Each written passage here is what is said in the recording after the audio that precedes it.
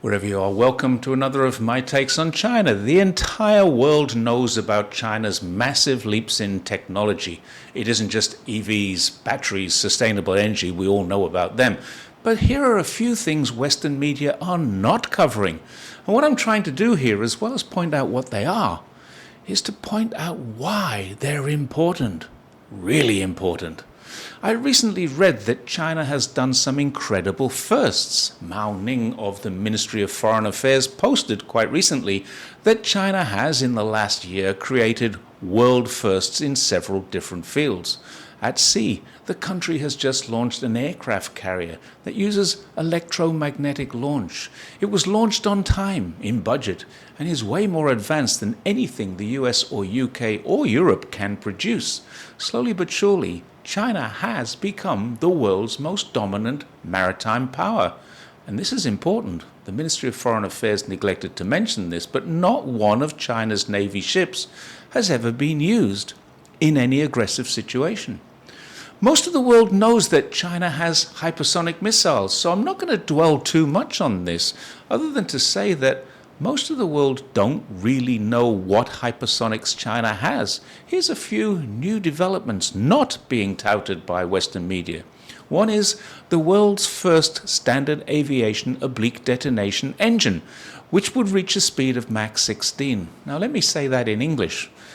This is a standard aviation engine, which could soon be in Chinese planes, carrying Chinese tourists to the other side of the world in an hour or so. Mach 16 is almost 12,000 kilometers an hour. They also have something called the Feitian 2, which travels autonomously at Mach 12 and might be great for loading up with a gift for Washington. It could be launched here and land there within 90 minutes. But all within a few days of these announcements, China went one step further and have demonstrated a new engine capable of circling the globe in 2 hours at Mach 20. Imagine in the future we'll be able to leave Beijing at 7 a.m., have breakfast in London, morning tea in New York, and be back in Beijing in time for lunch. This is not science fiction anymore. It's just a matter of time before this reality becomes a practicality, and it's being done here in China.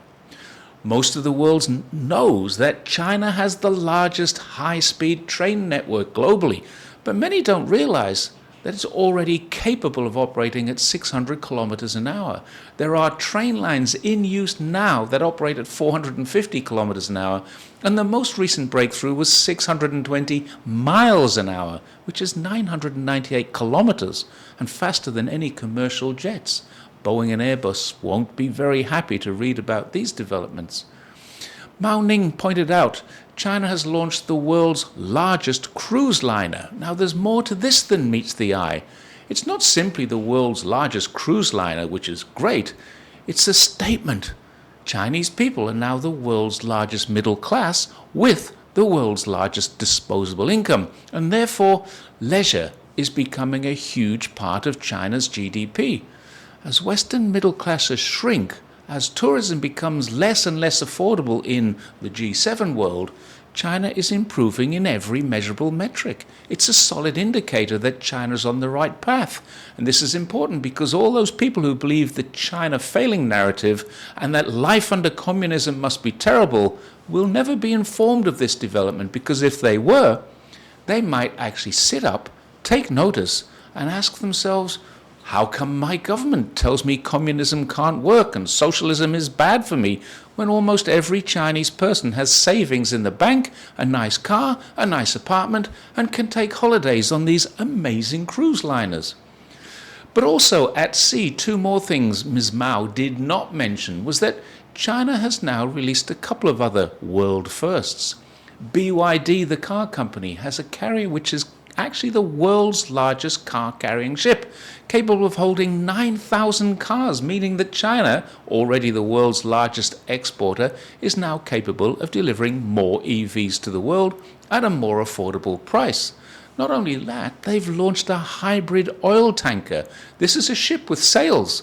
The BBC produced a report about ships with sails being British designed, which is great, but then hidden deep in the article, it quietly alludes to the fact that despite saving 6 tons of oil a day Every day of operation, the ship and sails were built in China. Now China's taking the lead in producing more ships than the rest of the world combined, and many of them will be coming out with adjustable solid sails designed, built, and operated by China. Just a few days ago, it was announced that China had launched the world's first oil tanker with adjustable sails. Clearly, at sea, China is leading the world. In the hospital, China is upsetting the world too. They may have found a cure for diabetes and have indeed already reversed the disease in several tests. But that's not all. Instead of the "at what cost" headlines, this one is creating "what about our profit" headlines, as Western pharmaceuticals bemoan that it will destroy the massive income streams created by manufacturing and selling indispensable insulin. I suspect the FDA will sit on this development for many years, and if and when the treatment is available in the US, it'll cost more than a private home to buy. While in China, there will be no more diabetes. We all know that there's a problem with transplants in that they might be rejected by the body's immune system. Two things have come out of this. Well, China's taken that negative point and turned it into a 90% effective cure for cancer. They've tricked the body into believing that a cancer is something the body needs to reject, and in almost every case they've tested, the body has turned on the cancer and killed it. I'm certain Western pharma is not going to want this to be advertised in places where radiation, chemotherapy, and operation treatments take them in, or rake them in, billions every year. Also, in medicine, on the subject of these transplants, China has discovered a gene that allows organs to regrow. I have a friend who lost a finger in an accident. Imagine being allowed to get treatment for the finger to grow back. But that's not really the reason that this is good. Kidney, liver, heart transplants will eventually become a thing of the past. I grew up in an era where getting an operation was considered normal. But my grandparents grew up in an era where the operation was new. They had their teeth all taken out without anesthetics. They never complained. Their grandparents had amputations and other operations while biting on a lump of wood or leather. If the movies are to be believed, they may have been drunk while they did it, or perhaps they just died in pain. In another generation or two, people will look back at our clinical procedures today as just as barbaric as we look back at our great-grandparents' era. Away from the military and the medical fields, let's look at what China's laboratories are doing. China has produced animal fodder from carbon. What? It's well known that China is still building coal power plants. Many people are critical of this. The reality is different. They aren't building the smoke-spewing monoliths that we're used to seeing in Western media pictures about China. They're building clean, green facilities with carbon capture. And now a Chinese laboratory has discovered a way to turn industrial carbon dioxide into protein. And I'm not kidding, because this was recently approved by the Ministry of Agriculture to be used as animal fodder. But it gets even better. An even more recent discovery is the fact that CO2 waste can even be turned into sugar, solving several major problems. It needs no land, it generates no CO2 in the process, as farming and sugar and corn does, and it addresses both environmental and population-related challenges, whilst contributing to carbon neutrality. Monsanto and the likes of them, they're not going to like hearing this. So the reason I made this video was because I saw a comment on X where an American, without a trace of irony, stated that he believed that Chinese people have never gone past the point of eating grubs and insects to survive. Well, they do, because they're full of protein. But he's just so ignorant as to be laughed at. But the vast majority of Americans believe their country leads in every respect. They don't.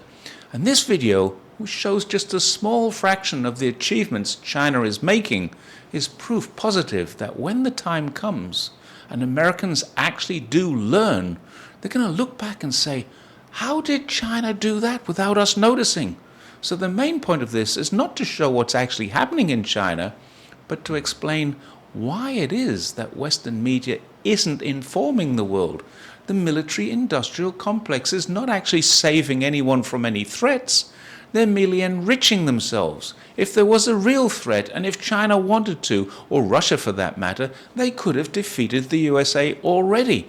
Pharmaceuticals are not helping people to get better. They're merely enriching themselves. They could easily have developed the same life-saving innovations as China, but it's much more profitable to keep people on insulin or anti-rejection drugs or cancer-suppressing drugs and all the other things that it takes to cure people. Aren't interested.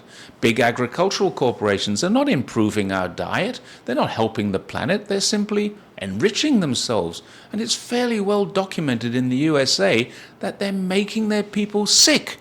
And partners in pharmacy can profit from the diseases that obesity creates. I could go on. In fact, I will for a little while. It's a fact that 50 of the world's top 100 AI brains are in China, and those that are not in China, half of them are Chinese.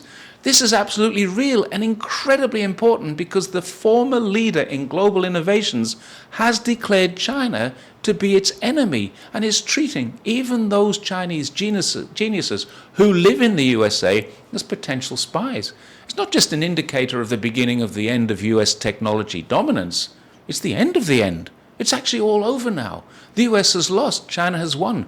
And that's what no one in the US is being told. I hope every American who sees this passes it to another American to read or watch. This is real, this is true, it's all verifiable, all underreported by Western media who simply want to have you believe that China can't achieve. China is a threat. China is the cause of your problems. It isn't. And now you know. The only thing China is guilty of is being better than pure, unfettered capitalism. And remember, the people who own the media we consume are the unfettered capitalists. And they really wouldn't want you knowing any of this, would they? So please, like and share this. Share it as widely as possible. I want everyone to know what China is doing. Thanks very much, and I will see you next time. Bye for now.